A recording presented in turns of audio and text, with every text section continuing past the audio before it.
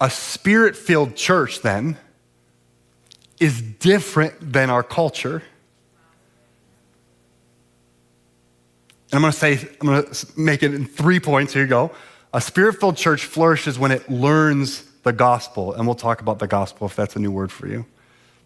A spirit-filled church lives the gospel together, and a spirit-filled church lets the gospel overflow to the world. Verse 42. Acts 2, verse 42 through 47, if you're following along. They devoted themselves to the apostles' teaching, to fellowship, to the breaking of bread, and to prayer.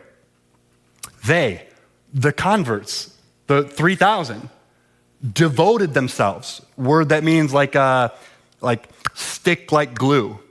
If you remember the Little Giants movie. Stick like glue. They chose to devote themselves to the teaching of the apostles. Well, what were the apostles teaching? Well, everything that Jesus had already commanded them to do. The good news, the gospel. I love the word gospel. It's an old-timey word, I guess. I love the word gospel because it means good news, but specifically the good news in Jesus Christ. If you haven't heard this before, I have great news for you this morning. People everywhere are in rebellion against God. They choose their own way over and against what God has. It's like that, you remember Adam and Eve in the garden? They chose to eat from the tree of the knowledge of good and evil. Some people think, they learned, they were just curious and they learned. No. It wasn't knowledge. It wasn't the tree of knowledge. It was the tree of knowledge of good and evil, which they already knew. Good, following what God says. Bad, disobeying what God says. But they ate that apple anyway because they wanted to be able to make their own decisions for themselves. And, fast forward from thousands of years later, here we are, where we all make our own decisions and go our own way, and we're selfish and self-centered. And God stands in judgment over us. But that's not the only way that God stands. He also stands in love over us, so much so that he sent his only son to die for those rebellious sins.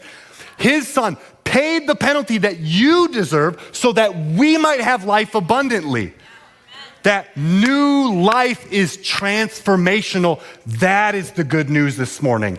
And we need to learn. We need to learn it. We need to learn the gospel. It isn't just enough to say it. It's like it's not just like a sentence that you learn. I don't know why, this first thing that comes to my head is welding. If you were to try to teach me how to weld, I don't know how to weld. You could say words to me, but then I go and try to pick up that torch, and what the heck am I doing, right?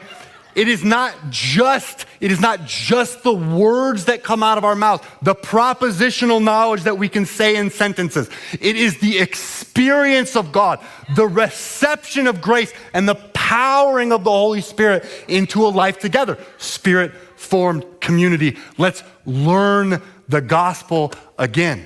Let's learn the gospel anew. This commonality that we have is unique in Christianity. We are not brought together because of cultural similarities. You grew up in Scotland, you're Presbyterian. You grew up an Arab, you're Muslim. You grew up Jewish, you're Jewish.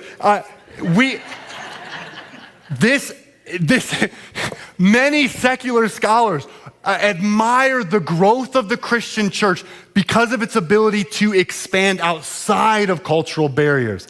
It's not just that Paul said there's neither Greek nor Jew anymore. It's that was a lived experience for folks. You could come into a community because we all receive the same grace, the gift of God in Jesus Christ.